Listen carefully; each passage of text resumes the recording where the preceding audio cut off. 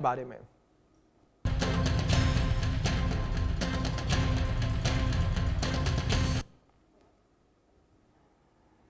रूस और यूक्रेन के बीच पिछले 3.5 सालों से जारी युद्ध और भीषण होता जा रहा है। यूक्रेन के शहरों पर रूस का विनाशकारी हमला जारी है, तो वहीं यूक्रेन भी युद्ध से पीछे हटने को तैयार नहीं है। यूक्रेन का भी रूस के ऊपर जोरदार पलटवार जारी है और अब रूस ने एक बार फिर से यूक्रेन पर जोरदार हमला किया।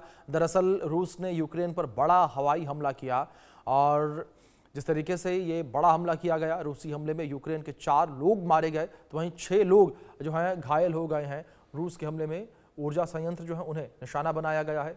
यूक्रेन के राष्ट्रपति जेलेंस्की ने कहा कि 9 क्षेत्रों में 50 बैलिस्टिक मिसाइलों, करीब 500 ड्रोन और गाइडेड बमों से निशाना बनाया गया। जेलेंस्की ने एक बार फिर से विश्व समुदाय से रूस के खिलाफ कड़े कदम उठाने का अनुरोध किया। और अब भले ही जेलेंस्की दुनिया को रूस के खिलाफ सख्त कदम उठाने की गुहार लगा रहे हों, लेकिन पुतिन किसी हालत में रुकने को नजर नहीं आ रहे और यही वजह है कि यूक्रेन पर रूस का प्रचंड प्रहार जारी है। तो ये जो हमला जिस तरीके से किया जा रहा है, इस हमले को लेकर लगातार ये लग रहा है कि ये युद्ध जो है अभी थमता हुआ नजर नहीं आएगा और लगातार युद्ध रोकने की बातें जिस तरीके से कही जा रही हैं, लेकिन ये युद्ध फिलहाल कहीं से कहीं तक रुकता हुआ नजर नहीं आ रहा है। चलो बात करेंगे रूस का यूक्रेन के ऊपर प्रचंड प्रहार को लेकर। किस तरीके से रूस ने यूक्रेन के ऊपर प्रचंड प्रहार किया, ग्राफिक्स के माध्यम से कुछ जानकारियां आप तक पहुंचाते हैं। किस तरीके से यूक्रेन के ऊपर रूस ने बारूदी प्रहार किया है और यहां पर रूस ने लवीव पर विनाशक मिसाइल जो है वो दागी है। एक बड़ी मिसाइल दागी है। मिसाइल अटैक से लवीव में तबाही जो है वो देखने को मिली है। लवीव पर क्रूज मिसाइल से अटैक किया गया है और यूक्रेन के अहम ठिकानों पर रूस का हमला देखने को मिला है। यूक्रेन के क्रामाटोर्स्क में रूस का हमला देखने को मिला और यूक्रेनी पोस्ट पर रूस ने ड्रोन दाग दिए और ड्रोन हमले में यूक्रेनी पोस्ट को तबाह कर दिया है। और खार्किव से निपर तक रूस का बदला देखने को मिला।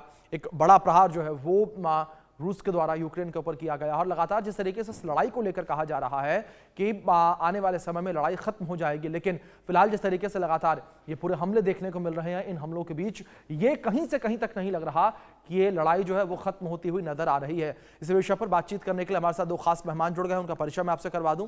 हमारे साथ रिटायर्ड ब्रिगेडियर संजय खन्ना जो जुड़े हैं रक्षा विशेषज्ञ के तौर पर, हमारे साथ अरविंद सिंह तेजावत जी जुड़े हैं, विदेश मामलों के जानकार हैं। आप दोनों मेहमानों का बहुत स्वागत है। और सबसे पहले रुक मैं यहां पर अरविंद जी आपसे करना चाहूंगा। अरविंद जी, जो ताजा हालात बने हुए नजर आ रहे हैं, इन हालातों को आप किस तरीके से देख रहे हैं? क्योंकि एक और युद्ध रुकवाने को लेकर लगातार बातें चल रही हैं, तो दूसरी ओर रूस ने अपने हमले और तेज कर दिए हैं। अभिषेक साहब, काफी दुखद है जो हो रहा है, क्योंकि अब तक काफी हजारों लोग मारे जा चुके हैं। लगभग 70,000 के आसपास जब से युद्ध शुरू हुआ है, दोनों तरफ मारे गए हैं। रूस को भी उतना ही नुकसान हुआ है और बहुत सारे सैनिक मारे गए। यहाँ तक कि उसकी निर्भरता जो है वो दूसरे देशों से भाड़े पे भर्ती किए हुए सैनिकों पे बढ़ रही है, क्योंकि उसके अपने काफी सोल्जर्स हताहत हुए हैं। जी। पुतिन साहब का रूस के अंदर भी काफी विरोध बढ़ रहा है और यूक्रेन में तो खैर हो ही रहा है। वहां के स्कूल वगैरह काफी लंबे समय से बंद है और ऐसे कोई अंतर्राष्ट्रीय प्रयास नजर नहीं आते हैं कि अभी कोई शांति स्थापित करने में किसी की रुचि हो।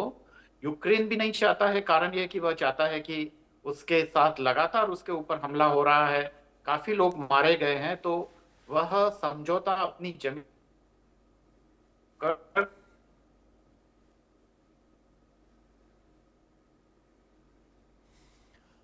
बिल्कुल अरविंद जी, जिस तरीके से इस विषय पर लगातार आप बातचीत कर रहे हैं, मैं दोबारा आपका रुख करूंगा। तकनीकी खामी की वजह से आपकी आवाज़ हम तक नहीं पहुंच पा रही और संजय खन्ना जी का रुख करते हैं। संजय जी, जिस तरीके से जो ये हालात इस वक्त उत्पन्न होते नजर आ रहे हैं, इन हालातों के बाद क्या आपको लगता है कि रूस और यूक्रेन के बीच सीज फायर हो पाएगा?